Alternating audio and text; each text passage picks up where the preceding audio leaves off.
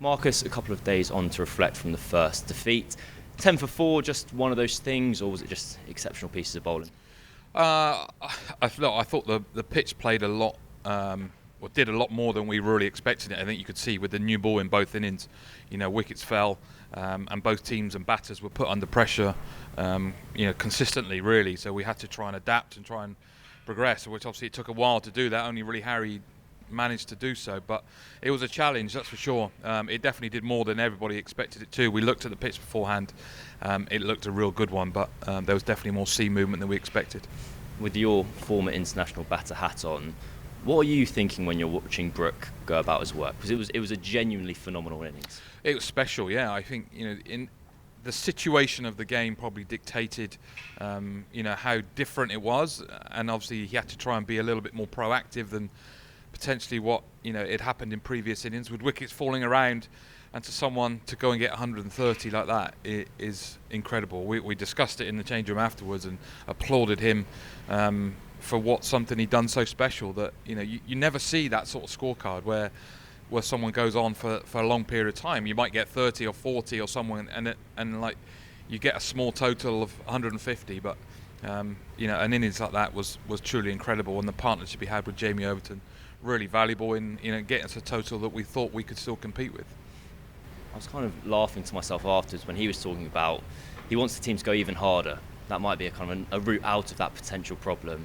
And I couldn't help but think about when you kind of listen to Thierry Henry talk about just sticking it in the top corner, and when the geniuses are talking almost to the rest of us. From a coach's perspective, how easy is it to tell a group of players to go harder, because the conditions were exceptionally tricky, and the only player to kind of succeed in that kind of mindset or in that situation is arguably one of the best in the world?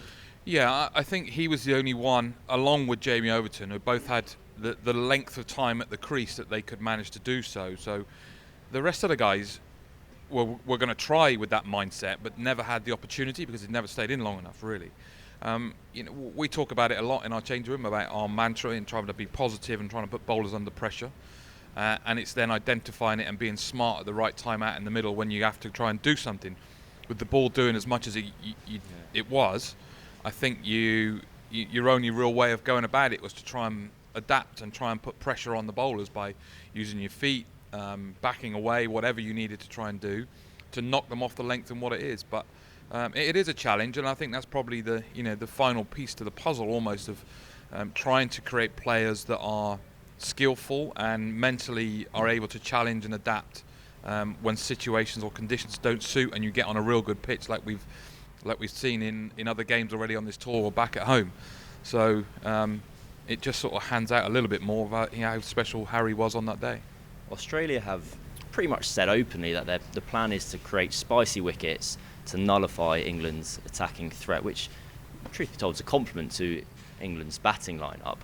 When kind of a wicket is prepared that is livelier, where wickets can fall a bit quicker, how do you as a batting lineup approach that? Because yes, on the one hand you go, right, let's take the attack to them, but it could be 10 for 4, or is it okay, that's the risk we're willing to take because the reward is there as well? Yeah, I think personally, and I know we've sort of lived by this sort of play really, I think if the wicket's doing a little bit more and it's going to continue to do that for a good period of time, if you just sit in and just try and scrap through, okay, fair enough. The people with really good defensive techniques and methods of leaving the ball really well can work. There's no doubt about it.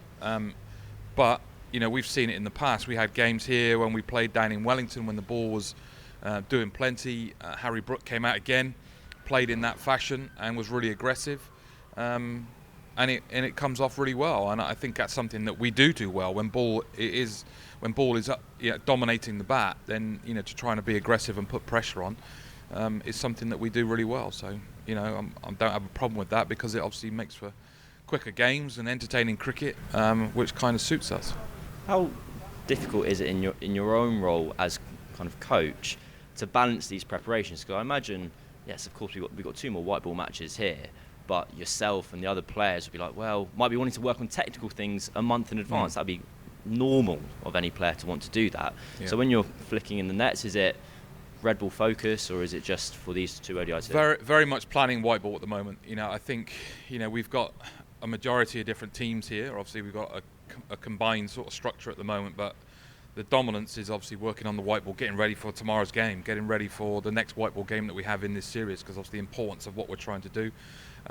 Then with the guys who are here to prepare for the red ball, then of course then we'll sort of switch, do a bit of work with them, and get them up to speed of where they need to be. So the guys who are going to be playing white ball and then go to Australia, it's still very white ball at the moment. There's no red ball involved yet. And then there are a few lads out here, the fast bowlers, who have come out to prepare for the Ashes.